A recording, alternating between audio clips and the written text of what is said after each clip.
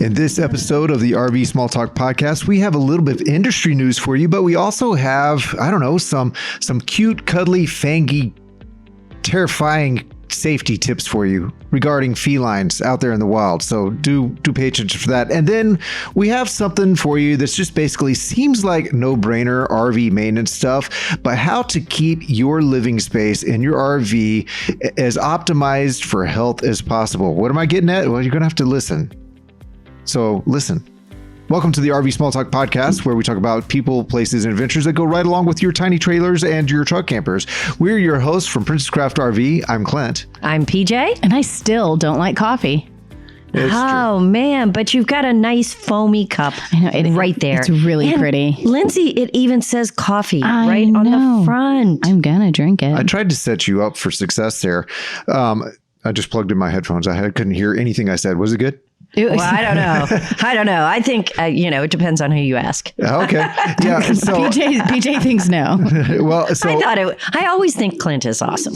So what you requested coffee, which was weird. So I tried to do it up for you. I wanted, everyone likes their foamy coffee, so I added a little bit of Dawn dish soap to it and spun it up real fast. And That's what I'm tasting. Yeah. Well, next time, could you just stick with Palmolive? Yeah, Palmolive. Thank you. That's really put some comment in there. Do you remember that song we used to sing when you were kids? Comet. It makes your teeth turn green. Comet. No. It tastes like gasoline. Comet. No, I didn't know. It makes you vomit. So get some Comet. Isn't that the song that they whistle over in the movie, The Bridge Over the River Kwai? And yes, and then again in Breakfast Club. And I think that they whistled it. So many references. I think that they also whistled it in Parent Trap. Spaceballs. The original Parent Trap. And Spaceballs. Was it in Spaceballs? Yes, as the little things are walking on the sand dunes. Yeah. I don't think any of them, though, sang the words with Comet. No, but we used to sing that in elementary school. Okay. We're leaving for the rally tomorrow. Can I just Yeah. Yeah, go ahead. For a second? Okay, Yeah. I just Let did. it out. I'm good. That was it. Oh. Really? Okay.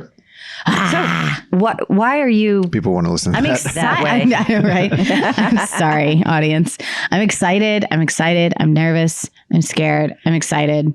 Eek! I want to go right now. Like I was just telling Caitlin earlier today, I wish we could leave right now and go. Can I talk about the amount of anticipation that goes into these? Every year we finish one, we take a little bit of a break, then you start thinking about it again. And then people don't make their plans for these things right away. So there's always a little bit of trepidation. What if our numbers are low? What if our numbers are low? So even as far out as a month and a half ago, you were kind of like, oh no. Nobody likes me. It's going to be a small rally. And then boom. Now it's going to be a big rally. Yeah, and so then I'm like, okay, all this preparation is actually like you got to double it. Like I didn't get enough shirts. Last year I got too many shirts. Right. Now I didn't get enough shirts. The shirt thing is stressing me out. Ballpark, how many RVs will be there? 84. Whoa. And so we're counting on the vast majority of those RVs being couple situations. I'm guessing it's going to be like 130 people. Wow. Yeah, I know. I'm so excited. Woo. I'm so excited. I'm just excited because Bob Apple, our resident musician, is bringing his band and playing for us on Saturday night. And that's my favorite part. Yeah. Oh, we know. I know. That's my favorite part. That is kind of sliding into home plate where you just finish the rally. All the work is done for us. I mean, it's fun, but it is a lot of work. Did she forget about packing up? Because I think that's a lot of work. Yeah, she definitely left out packing up. Yeah, well, I'm tired and hungover at that point. So, Oh, and I'm just excited because it's like an fun. excuse to go camping. Like my family's going to be there. My kids are going to be there. And like, I don't get to spend a ton of time actually relaxing and camping, but I still get to go. It's like a contact high. You get to be around other people who are relaxing and camping. That's right. I'm excited. And there's all kinds of fire pits to go sit around and relax late at night. Yep. When everything is done for the day.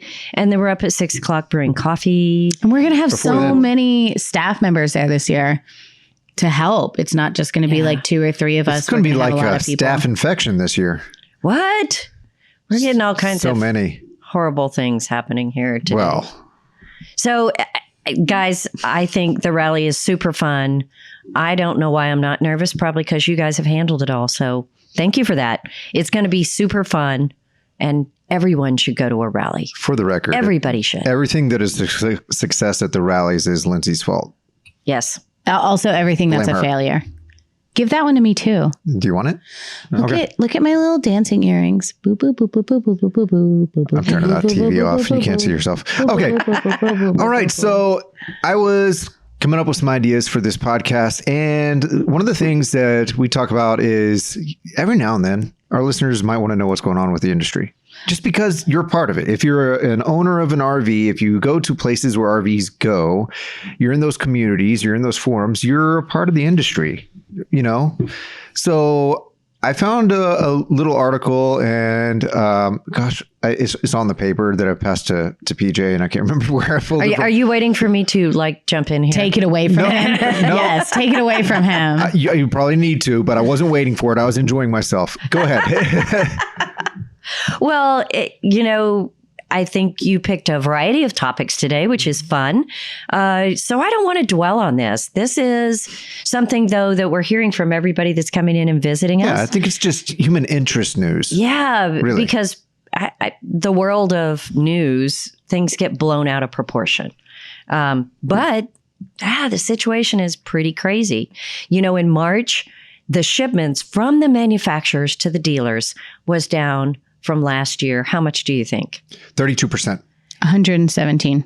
Well, somewhere in the middle. It was 51%. So I was trying to be dramatic here. Did not work. But yeah, that's half of the RVs were shipped. Leaving last month. manufacturer factories to go to dealerships to be sold to the final. That's right. That's right. Now, is that because people are buying less RVs, or is it just because dealerships need less RVs? Well, it is a chicken soup of all the things. Ooh, So- a good hearty chicken soup. Yeah. Or like chicken and stars? Yeah, maybe like when you're broke and you don't have enough money, so you make chicken soup because you got leftovers. Yeah, but maybe that kind of soup. Okay, but hey, I like that because it's actually something you put together yourself. It's a little heartier, a little bit more to it. It's not just about? opening a I can. don't know.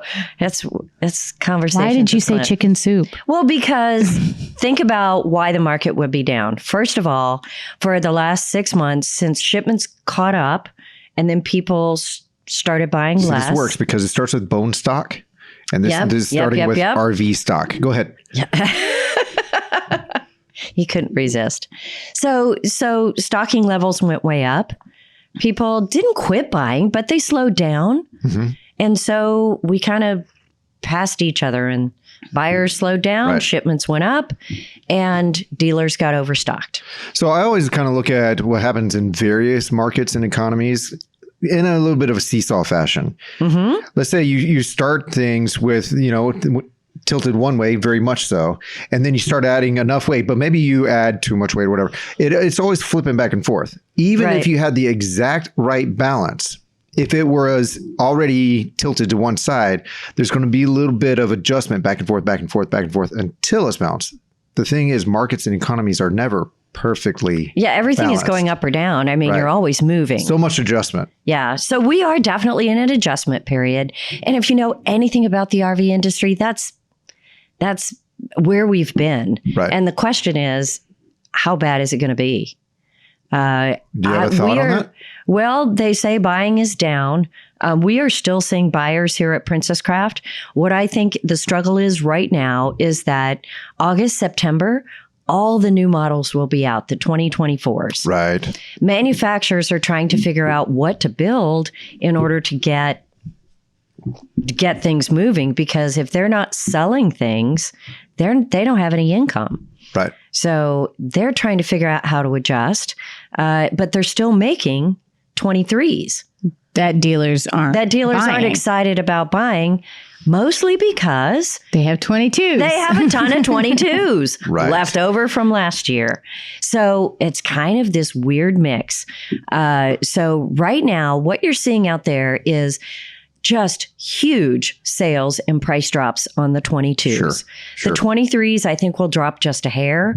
It's the prices are going to go down because dealers realize there's less buyers and they're going to have to not make as much money there. Right. So as things start adjusting right now, and I think we actually did a podcast on this a while back. If you want to buy right now, man, find yourself a good 22. Sure. I will tell you that we had probably 1/3 of our inventory was 2022s a month ago. Right. And we are clearancing all of them. That's a lot of trailers. We're not the only one. No. Nope. So then there's 23s, which will then be behind the 24s that come out in 3 or 4 months. Right. That is part of it. So, you know what this seems to mean for dealerships and salesmen in general is kind of what you see in the financial markets and all that, where there's always this someone wise will keep on reminding them. You're going gangbusters right now. This is when you're flying high. There's a mountaintop experience, that and all that. Just put stuff away and prepare yourself because this isn't reality. right. The whole breadth of your career is reality, and you're going to see the highs and the lows. Yes. So put stuff back, and I sure hope the sales guys, heeded some of that wisdom. Well, one hopes, and the businesses as well, and the manufacturers Right. as well. Right. It's just so many factors going into it that we're gonna have an adjustment period.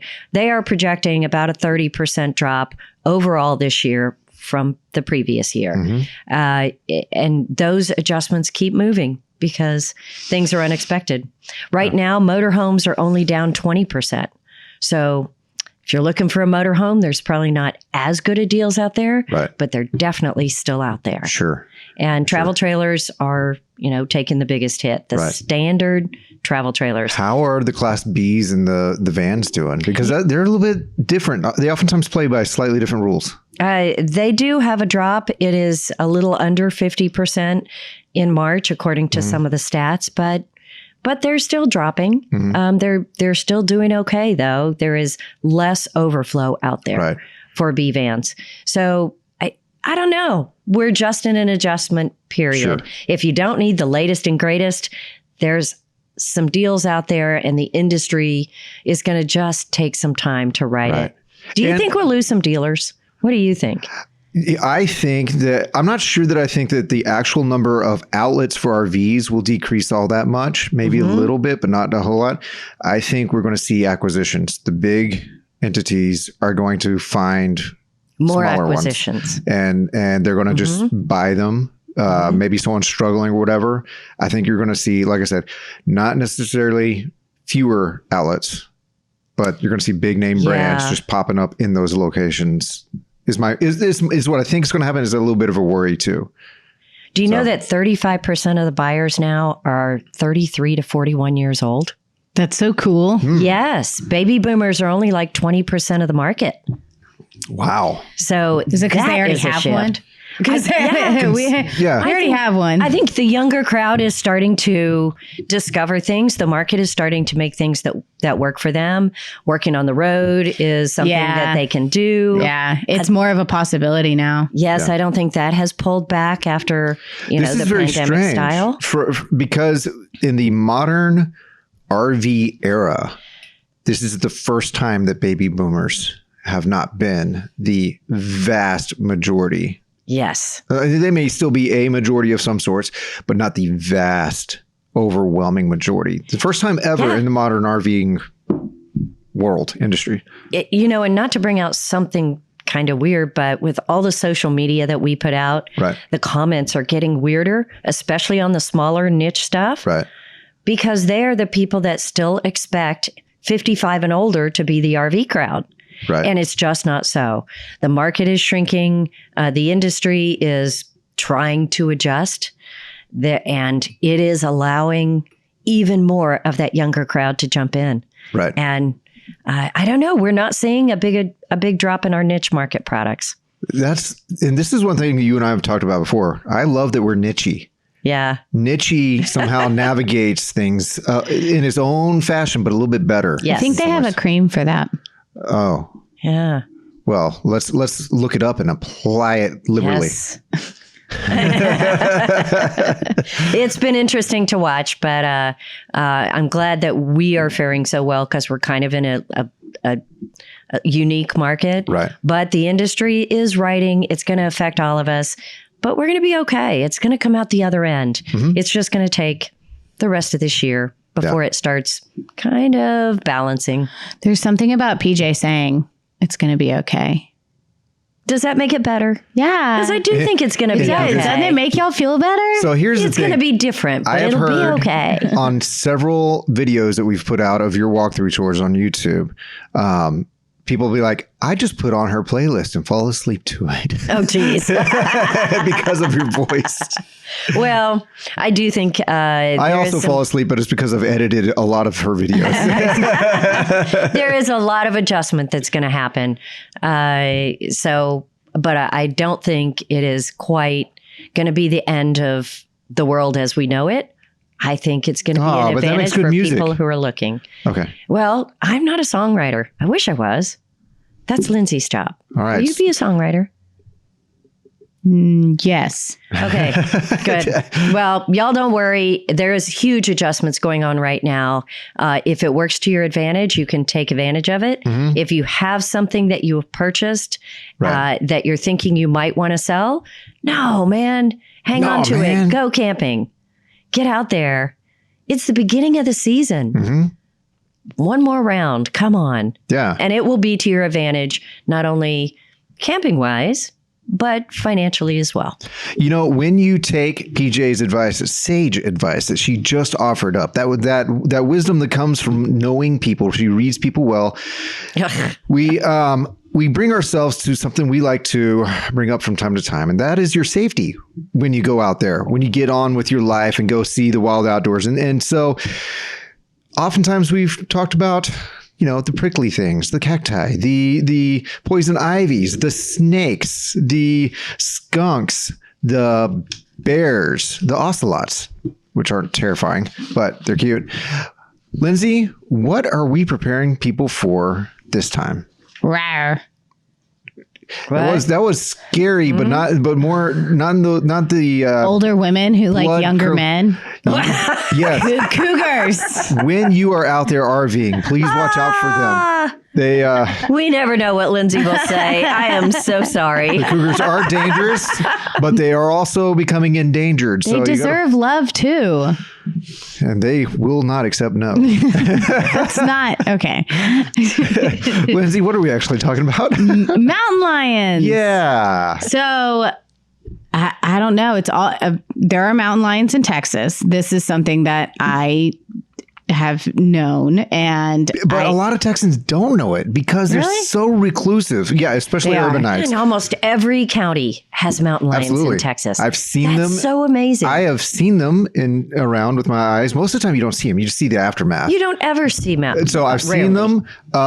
Growing up, we raised goats, much as your family did too, and we had an issue with mountain lions. And the neighbor with the property next to our goats, he had emus at the time. Emu. That didn't work out well for him. But anyways, he actually was able to clear the premises of said mountain lion, and it was a big one. It was a big old mountain lion. He had been feasting on our goats and emus. It was a she. Anyways, but you also have a story like that. That was terrifying. Yeah, we had a mountain lion eat our goats. The end. Oh, Ooh. did I tell you about the alligator that got in our tank and was going after our goats? What? I love alligators. They're so cute. They are terrifying when they are not scared of humans. I can see they that. will come after you. So Back to mountain lions. So there are only 15 states that have mountain lions in the sense of enough mountain lions to have a stable Population? breeding population. Okay. So Are they all in the South? no. And a lot of the Jinx. states that don't have mountain lions used to. But Really? now they don't. And then a lot of the states that naturally didn't have mountain lions back in the day before we messed everything up, now do. So they've been pushed around a little bit. Yes, they've been pushed around and they're coming back. But I guess it was crazy to me that only 15 states have mountain lions. An appreciable population. Yes, of mountain they're lions there. like the other states that I'm not going to name. There have been mountain lion sightings, Right. But like scientifically, they cannot count enough mountain in lions. every to state, count. probably in the world, there have been sightings of cougars. So Well, people are scared of them. I Rawr. mean, when people go camping, Rawr. it's like, I'm scared. I'm going to have a mountain lion or a bear it's always the bears and the mountain lions. come into my Yeah. campsite. Why is no one mentioning the how badger? likely is?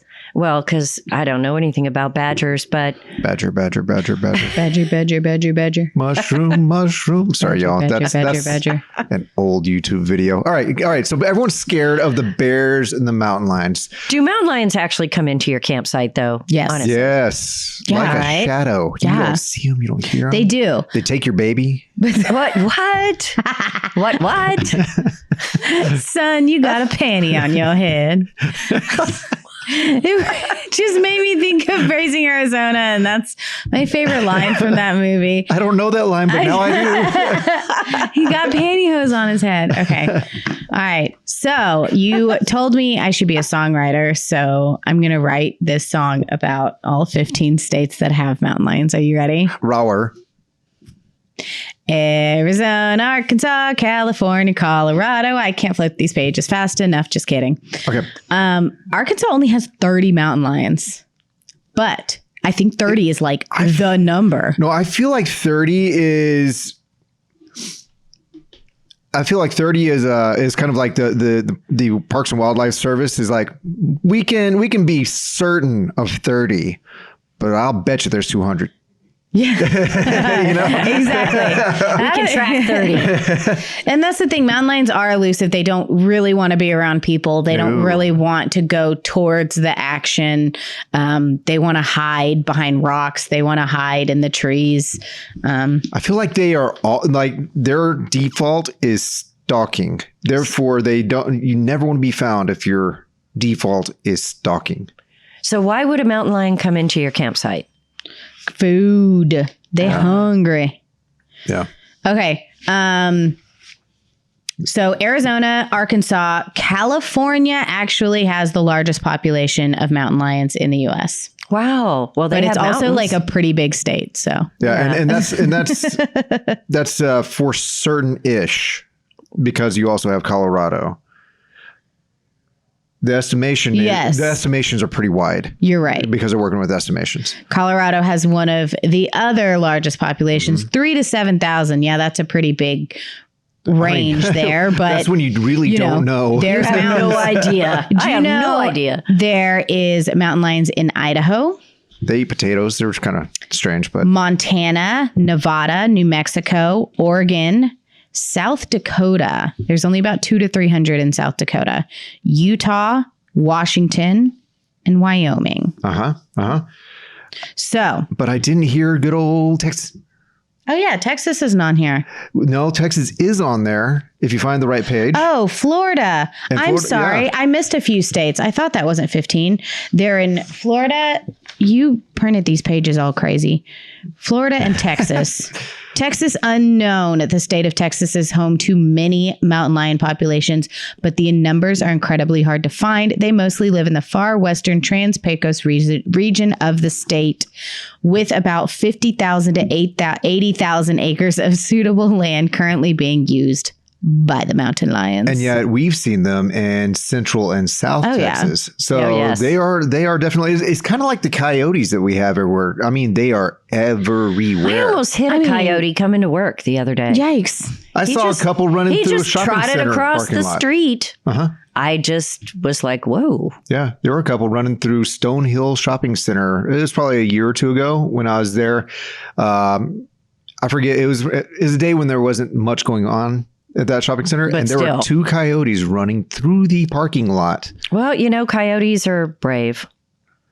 And mountain lions are more elusive. But You know anyway. what they say about bravery. I mean, it's pretty darn near the same thing as stupidity. It's close. Okay. So what to do when you see a mountain lion? I feel like some of this is self-explanatory, but I did learn a few things. Don't slather yourself with Spam. Don't keep bacon in your pocket. Actually, yeah, because then you can throw it. So, What? Yeah, you can throw it in the other direction. Go get the bacon. This is where we say don't actually. But then Take our bacon advice. isn't Right. running. And they like things that are They running. do like things that are running. Oh, yes. So they don't, they're not going to seek you out. So if you come across a mountain lion, I forgot what animal we were talking about. Animal lion. Puma. Animal. When you're hiking, that's when people sometimes will Because like. you cross their path, right? Yes. They're just going somewhere and then you're there and they're like, whoa, man, why are you here? So don't turn around and do want to see my heart breaking. But for serious, don't turn around. So you face it like it's your fear. Eye contact.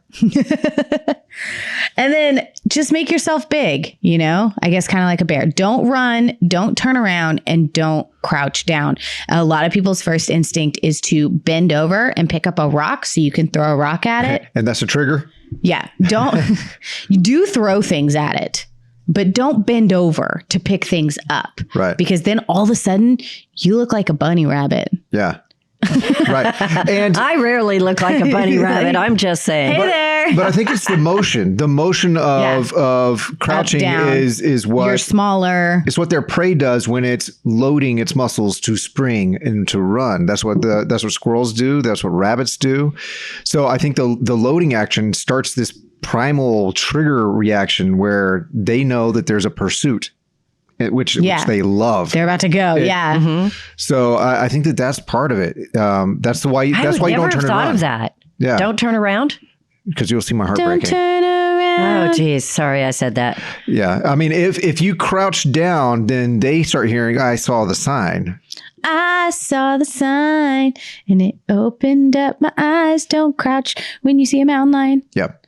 So you have a big. staring Songwriter, y'all. You get bigger and you have a staring contest. Okay, so if you have a Staring coat, contest with a mountain lion. if you have a coat, you can open it, like flash the mountain That's lion. right. Look at my watches. I'm a cougar. All my watches. Makes yourself look bigger. Is this what you're looking for? I got the goods. Sorry, y'all. I'm like derailing so much here. Also, this guy just walked in with like a giant pack of cookies and then like just walked out without it, which makes me think there's a giant pack of cookies somewhere back there. Do you want to pounce? And we're just sitting here like, And we're celebrating Caitlin's birthday today. Happy birthday, Caitlin. happy birthday, Caitlin. It's Caitlin's birthday week. And we're going to have strawberry lemon shortcake. Is that correct? Strawberry lemonade shortcake. It's unreal. I already ate some. It was delicious. And maybe some cookies because we can see the glass outside the offices. I can see Everything people. goes by and we had cookies go by. Okay, okay. so mountain lions, do they like cookies? Yes. Okay. Of course. Okay. So throw. And niblets. Oh man, now I have the hiccups. This is the worst podcast. Throw things in your fanny Pockets. pack. Unzip your fanny pack And throw stuff into your fanny pack. and throw stuff at the mountain lion. Like your water bottle is a good thing to throw at it. If the mountain lion keeps coming at you, sing. What? La la la. Sing really loud or scream at it, right? Still comes at you. Actually, there have been a lot of people who have been successful on actually physically fighting off a mountain lion Because they don't want that. because they don't. Yeah, exactly. They want to chase you. So if you've done all the things and this mountain lion is still walking towards you, pick up a stick and beat that mountain lion. I mean, like, please don't, because I love them and please don't hurt them. But there's a good chance you will be successful, even though it seems like you won't Yeah. be, because this mountain So- lion can get you. Just tell it no means no. Fighting them is better than running from Yes. them. Is This that is- what you're saying? Yes, because if you fight the mountain lion doesn't see you as prey. The mountain lion sees you as a threat. When mountain lions, they're cats. They're cats. They don't want to be hit with a rock. They just want to chase something. Big you know? kitty. Yeah. But He's a kitty. so this is not what you do with a bear. Remember, keep this separate. Not the same whatsoever. But with a mountain lion, now another thing is you don't want to be enticing. You don't want to be interesting to them, which would be the smells. What are you packing on you? It'll be the taking your small dogs with you on the trails. That's super enticing. Taking your small humans with you, because there are definitely accounts of families being trailed and followed. It's because something is enticing. It's going to be the smell or the sight. What? No? Not happy. Not a happy moment? So with bears, there's bear spray. Is there anything you can do for mountain lions? That should work too. Bear spray should work too. Bear spray works on humans too, by the way. Yeah. Yeah. So if you are hiking, there's mountain lions, you have little kids, you're out there trailing around. Some bear spray would be good to have. Yeah, sure. I think bear spray, if you're in a state park or national park or preserve or something like that, that's just a good thing to have. It's also a good thing to practice with, but make sure you do it in a controlled situation. Man, that wind will get you. Yeah. You don't piss into the wind and you don't bear spray into the wind. You don't bear spray into the wind. Yeah. Okay. All right. Unless there's a bear or a mountain lion, in which case just take whatever. Spray and pray. Yeah. It's funny. It wasn't funny. We had bear spray with us when we were hiking at Glacier last summer, whenever it was. And I noticed everybody put bear spray in their backpack instead of accessible. So I was like, how's that going to work? You see a bear coming at you, you stop and unpack your backpack and get it out. Well, most of the work time, well. If you see a bear, just like when you see a mountain lion, it's at a distance and they're like, oh, now I'm interested in this human and I'm going to go towards them. I guess. Okay. I don't know how many bear or mountain lion attacks there are where like the person is completely unaware. She's like, "Rah!" But if you have to stop and crouch down to unpack your backpack to get out the bear spray, it's not going to help you. Anyway. I think you're absolutely right. No, but if you have it like in a side pocket, you just like pachung. Yeah. I think you're side exactly pocket right. would be great. But having your backpack doesn't make sense. Having it is better than not having it. And then there's a degree of how accessible. And if you want to be the most prepared, then find a way to maybe even strap it to the front strap of your backpack or something like that. And you could always pull it out of your fanny pack and throw it at them. You're going hiking in nature. There are going to be unknowns. There's going to be some possible dangers. So do you have any stats on how many mountain lion attacks there are? No, none of the victims would tell me. Darn. No. And we don't have stats, actually. With people as worried about that, I just wonder how much you worry about it. Well, if you go to a park, if there are mountain lions in the area, there's probably going to be signage and, hey, look for this on this trail. Right. So just be prepared for it. But the point here is not only to be safe, but mountain lions are making like a really strong comeback in a lot of states and a lot of areas of the U.S. where they were formerly pushed out or killed. So it is a good thing. We like mountain lions. We just don't. We just want to feed them. Yeah, but they were here first. So. Okay, cool. Now, last week, whenever PJ wasn't available to join us, we had Cody on and we talked about the changing weather patterns, El Nino system coming into play in the U.S., which typically for a lot of the U.S. and North America, what have you, oftentimes means more moisture, more rain, more humidity, slightly cooler temperatures, yet still warm. And in my life, that has always been a recipe for mold and mildew, which also in my life means irritation for my eyes and my sinuses and all that. And I don't think I'm alone. I think that this is... No, mold and mildew is pretty common in campers, especially when you take it out of storage and it's been sitting there for months and that moisture has kind of been doing this circle, cycle around your RV. So, and this can happen definitely in storage. That's when people are most likely to develop a situation with mold and mildew, but it can happen in just human humid climate areas, even while you're traveling. So are you going to tell us what to do about it? I think that we could come up with this together because there's a lot of no-brainer stuff. Yeah, all right. Okay. So what are the issues? Like, hold your breath. Yes.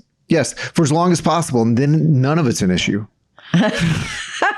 You're not putting condensation into the air. No Yes. mold. Hold your breath. So that's what we're looking at. Okay, how to deal with the humidity and moisture that's going to be present in the environment, and there's also mold likes the warmer, humid situation. So how to deal with that, and how to even keep it from starting in general. Because mold is a spore issue. We could do a whole podcast. We could, on that. but we're going to do some quick stuff. Is it going to be the before or the after? The before the mold or the after the mold? Uh-huh. I think it's the before the mold, a little preventative. Okay. Let's talk preventative then. Okay. So what's the first biggest thing you can do to stop mold? Well, for me, it's always been start with the moisture issue. And there's various ways to do that. You can travel with a dehumidifier of some sort. That definitely helps. And it also helps particularly in storage. In which case, open up those cabinets and just let the thing run if you can. The problem with that is that you have to find a way to empty it, And you have to plug it in somewhere. Right. So power in your storage. You have to power a dehumidifier. Right. So there's other options. They have these rock type things that absorb, but they also have just desiccants that you can find. And there are RV desiccants. And I had something here, and I'm afraid I don't know what desiccant means. So me neither. Those packets that you just willing to say the silica gel packets. Yes, silica gel, and there's different types. And so you find them in anything you buy, and it's in a box. It's a little thing you tell your kids, do not eat this, to keep them from smelling moldy if they get in a damp environment. Right. So it's a desiccant. It works. So there are products out there for RVs and houses that you can put in your cabinet so you can travel with them. They're out of the way. Just make sure your pets and your little humans don't get into them. Are you going to tell us the best ones? I don't know the best ones. This is awkward. It is, right? It is awkward. So is that the thing that fills up, like the bag that people hang that fills up with water? That's one form. Yeah. Because it is crazy to me every time I see somebody like post a picture on Facebook or something of, hey, I just got this a month ago. And you're like, that is a bag of water. That much comes water out of the air. Was in the air in 1 month. That is mind blowing to me. Right. And so another thing is you can keep tabs on how much water there is with a hygrometer of sorts. It's just something that measures how much humidity is in the air. Hydrometer. And then, in case you needed to know. Okay. Thank you. Yeah. So doing that helps a ton. Now, what you do with your routine helps a ton too. If you're cooking with a stove inside your camper, then burning propane is a wet way to burn fuel. And so it adds more humidity to the air. And this happens a lot. And you notice it more in the wintertime because you get more condensation on your windows and underneath your bed and things like that, which is a horrible place to have mold. Because everything is closed up more. Right. But it happens in the summertime too.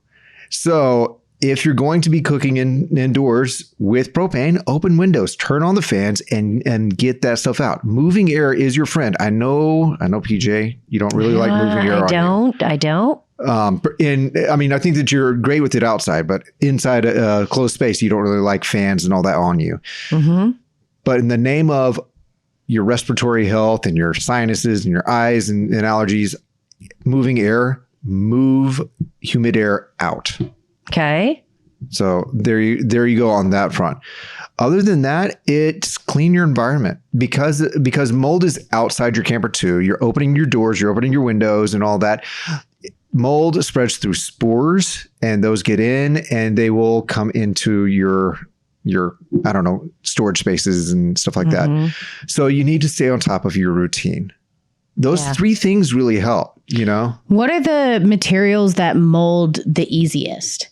I mean, so it's like fabric can mold. Right. But wood can mold. Absolutely. Right? So it's porous surfaces and just really just out of the way surfaces of any kind, but porous surfaces like fabrics and I kind of hesitate to say your petroleum-based fabrics tend to do better. So there's some hesitation on my part to say that just outright. But also, I'm not always the biggest fan of petroleum-based fabrics. Right. Right. Wait, I have a possibly stupid question. Yeah. Can your like foam insulation or stuff like that mold? Like your fiberglass insulate or any kind of like the stuff inside your walls? The block foam. Yeah.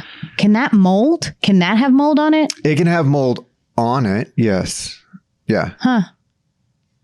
I mean, anything could have mold on it. Right. I wouldn't say that that you would go so far as to say it has mold completely integrated with it, like impregnated in it. Whereas some of your fabrics and upholsteries really could. Well, yeah, I'm thinking about my camper in general, right? The Intech with like the smooth walls. Like obviously that's not going to mold, right? Right. And here's the beauty of some of those products that are vacuum bonded or that are or have Asdel. That is a fantastic moisture barrier, and that alone helps you to resolve or prevent mold inside those components. Now, there's some products out there that have Asdel all the way around, top, bottom, side, floor. And then there's other products that have Asdel just on certain walls. And then there's other products that have Asdel not just on the outside layer of that bonded wall, but also on the inside layer of that bonded wall. So if you just see Asdel and you're concerned or interested, maybe look into that more. Ask your sales representative or someone, where's the Asdel? How much Asdel? Just the outside? Outside, inside? USA? I don't know. This is like the song episode. How many songs do you think we referenced in this episode? I think we're up to 5 or 6 minimum. It's pretty fun. I think it was 5 or 6 just on the whistling tune. Yeah. Yeah. Anyway. So anyways, this is a lot of no-brainer stuff, but I think it's a good season to bring it up because people are getting back out there again and it's spring. So it's the wet season and we're going into El Nino weather pattern, which means the whole year is likely to be a wet season. And you don't want to be behind the 8 ball on this. Well, yeah, just like a lot of things in life, mold is so much easier to prevent than it is to get rid of. Because once you have it, that's a nightmare that we should definitely do a podcast on at some point. You know, we have a product that we've had from time to time here, and I've actually used it probably more than anyone here. And that's those, I forget who makes it. I want to say it's Starbright, but it might not be. But it is a mold and mildew. I'm going to have to look it up and put it in the show notes, y'all. I'm sorry. But it's a little container with a sponge that has some basically chlorine in it. And you put it in the water and you close up your camper and you leave it for a few hours. And what it does is it creates a chlorine gas that spreads throughout your camper. Preferably you have like your mattress kind of lifted up and you have your cabinets open. And mold and mildew does not do well with chlorine or bleach in general. Yes. But people are worried about, well, then I have chlorine gas in my space. And aren't there like international laws against chlorine gas after World War I and World War II? And the answer is yes, there are. However, chlorine in this type of situation, this type of chlorine and the way it operates is as it turns into a gas and filters out into the space, it actually consumes itself. That's why you're out of your camper. And don't leave your pet in there with it. That's why you're out of your camper for the prescribed few hours, because that allows it to spread out and do its thing of killing cleaning, the mold. But it also has enough time to consume itself so that all that you're left with is a clean, a bit sterile, admittedly, a clean smell, but it kills spores, which is huge in the fight against mold and mildew. I thought those things, I know exactly what you're talking about. I thought those things just eliminated like odors. You're saying that does it actually kill the mold? It kills the spores. You may still have to go back and do some cleanup if you see mold or mildew. Right, but it's going to stop it from growing more. Right, exactly. I had no idea. I thought they were just like make it smell better. Right. And so I've used this, obviously, when we were running our rental program. I would use these on the regular because I wanted a safe, clean space for our renters. And then I was like, I'm using them in my truck. Yeah, yeah. I have There's kids. a lot of surfaces in the truck. And they spill stuff and what have you. And so I actually really like that product. And like I said, I don't know if anyone really has it on their radar, but me, I like it. Huh. Very cool. Well, if you do have a mold problem, you can clean it up. Otherwise, put the stuff in there to prevent it. Prevent. Perfect timing for that. You're right. So good deal. Anything else as we wrap up this episode? Let's go to the rally. Yes, that's the next thing Let's on go our to the ticket rally. is to finish our packing and then to get headed towards Bandera. That's right. Cowboy capital of the world. Hands in. Hands in. Rally. Texas Tiny Trailer Rally. Okay. If you want to keep up with all the shenanigans from the Texas Tiny Trailer Rally as it's happening, your first option is to be there. Your second option is to go to social media and look up the Texas Tiny Trailer Rally, because we have a group there and there will be posts about the things as they are happening. So There's going to be so many posts this weekend. So look up I the know. Texas Tiny Trailer Rallies, but mostly on Facebook. That's where you'll find the group. But follow along. If you want show notes for this episode, go over to rvsmalltalk.com. If you want to see what we look like when we make these episodes, we are on YouTube with the video, and check that out. RV Small Talk Podcast. I think that does it. I think I'm out of words. Wow. Can I write that down? Clint's out of words for this moment? Well, He's done talking. He's literally not going to talk anymore. Oh my gosh, what do we do? I don't know. We say bye, Lindsay. Bye, Lindsay.